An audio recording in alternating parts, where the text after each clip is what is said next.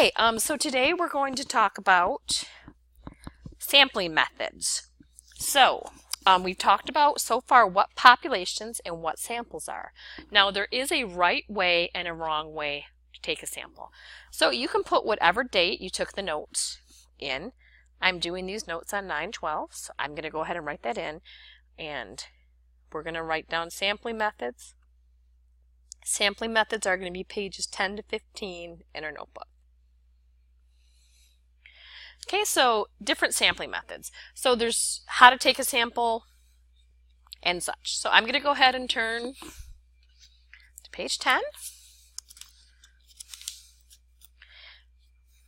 We're going to start. Now, when you're dealing with samples and surveys, a survey is a way you can gather data. So when you take a survey, there's a couple of things you need to think about.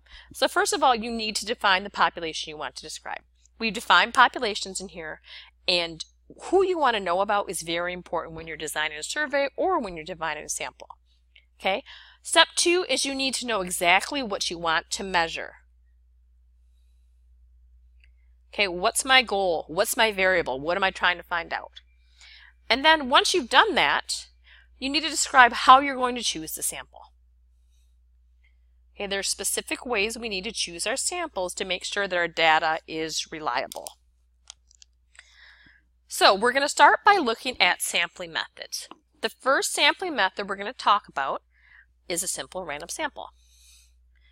Now, simple random sample can be a mouthful, so pretty much we're going to call that an SRS, or that's going to be how it's abbreviated. Okay, that's a universal SRS, so you can go ahead and use that on the AP exam or use that in tests. So what that is a sample of n individuals from the population chosen in such a way that every set of n individuals has an equal chance to be in the sample. Okay, everyone has to have an equal chance. So the procedure is to use a random number table, okay, which we're going to talk about random number tables a little bit later. All that is something they had before computers. It was a list of random numbers. Okay, and then the other way is to use the random integer feature on the calculator, which I'm going to show you how to do tomorrow in class. And another way, sometimes they just abbreviate and use RNG. That's a random number generator.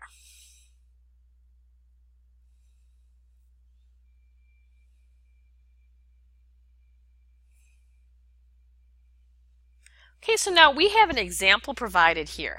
Okay, so if I need to describe how to take a random sample, if I wanted to determine the number of hours MHS AP students spend studying per week, Mrs. Sapp numbers all MHS students taking an AP class and then randomly selects 20 unique distinct solutions using a random number generator. She then asks them the number of hours they spent in the study.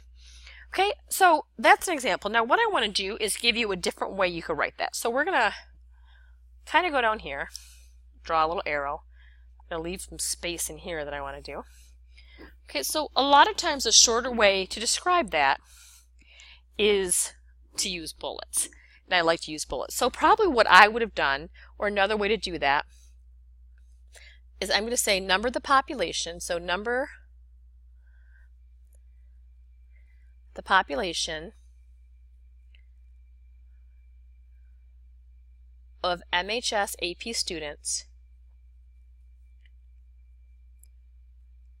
from 1 to, here I'm going to put capital N. Capital N, and we can write that over the side, that just stands, or actually right here, that's the population size. Sometimes you know how many are in the population, sometimes you don't. When you don't, use a capital N. Okay? Then I can go ahead and say I'm going to use a random number generator to generate 20, and this is very important. I'm going to underline that word up there. Unique numbers. Okay, so up the top, let's pull that down right here. You have to use that word unique or distinct. Okay, so what that tells your audience is that if the number 12 comes up twice, I'm not asking the same student. And then my last step is going to be ask the students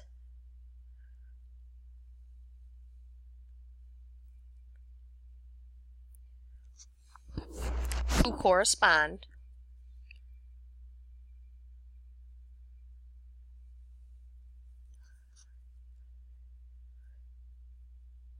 to the generated numbers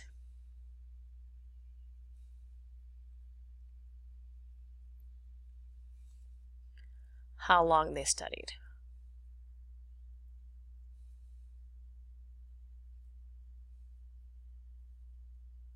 So pretty much these two things say the same thing.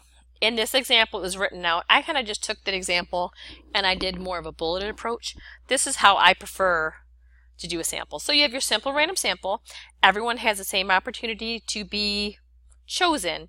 And make sure when you talk about generated numbers, you say they're either unique, distinct, non-repeating. Any of those words will work. Okay, so that's the first kind of sampling. The next sampling method we're going to talk about is a stratified. Okay, stratified sampling is where we first classify the population into groups of similar individuals, strata, and then randomly select a simple random sample from each stratum. Okay, right here we need to say strata are non-overlapping.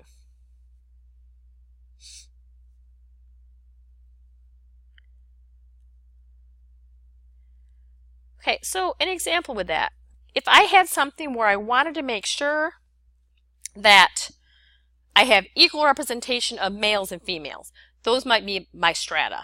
And then I would take a simple random sample. So my population would be divided into that group, and I would take a simple random sample from each.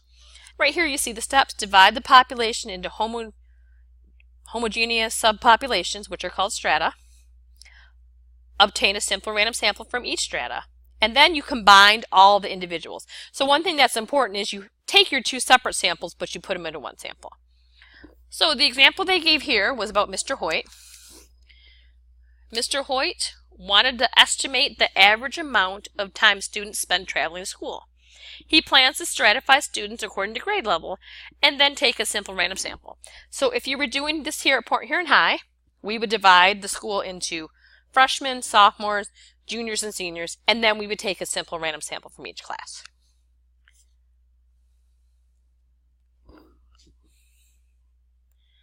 Okay, now, the next kind of sampling we're talking about, you zoom out here, is a cluster sample. Okay, hold on just one minute. Back to where we were, let's talk about cluster sampling. Now, with stratified sampling, you have your population, you divide it into groups, and you take a sample from each group. Okay, a cluster is where you take the population, you divide it into smaller heterogeneous groups. Okay, so what's different is the groups don't look the same. Okay, those are called clusters. So ideally these clusters should mirror the characteristics of the population.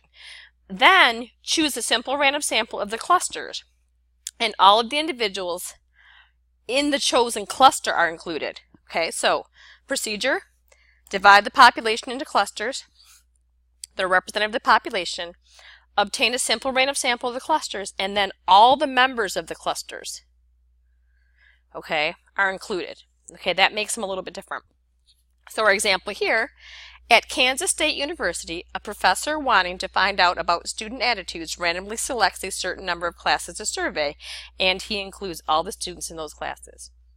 Okay, so he randomly selects the class. The classes are the clusters.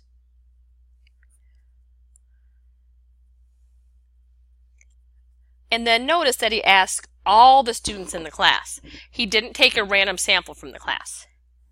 Okay, so I want you to go ahead and put down what you think the difference is between a cluster sample and a stratified sample. Okay. So, and we'll talk about that tomorrow in class, or actually not tomorrow, but the next day. Now, our next kind is a systematic sampling. Okay, this is the last sampling method we're going to talk about today. Okay, so with the systematic sample, the procedure is you take the subjects and you select every kth number after the first subject is selected. Okay, so here's our procedure here. Divide the population size by the desired sample size and round to the nearest whole number. Okay, obviously you can't have a decimal there. once you do that, you use a random number table or random integer to obtain the first subject. And then you select those by taking every kth individual after that. Okay, so it would be like every third person or every fifth person or so on and so forth. Okay, so there's your idea with the systematic sampling. Now we have an example of systematic sampling. So I want to go ahead, right here the example at MHS, a teacher wanting to select a sample of students to determine the average student height might take a student directory, an alphabetical list, and randomly choose one of the first 50 students, and then take every 50th student from that point on. Okay, so this is an example of systematic sampling, so you may want to write that on the top of the page.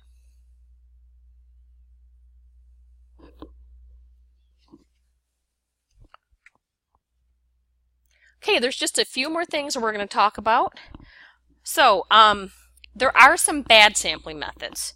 Okay, when you use a bad sampling method, what's going to happen in this statistical study? It's going to show bias. The first one we're going to talk about is a convenient sample. Convenient sample is what's selecting individuals that are easy to reach.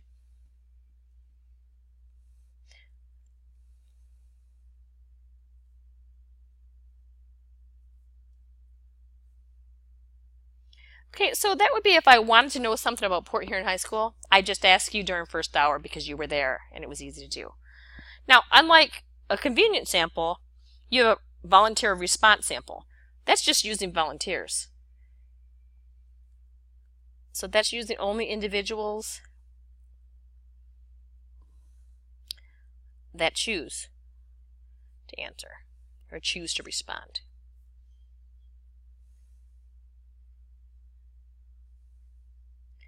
Okay, and then with voluntary response samples, they show bias because people with strong opinions, often in the same direction, are most likely to respond. It's kind of like those cards at restaurants. You only respond when you feel a certain way. Normally it's negatively. So anyways, so go ahead and write down any questions you have in this section. In the next video, we'll go through and we'll do some examples of this.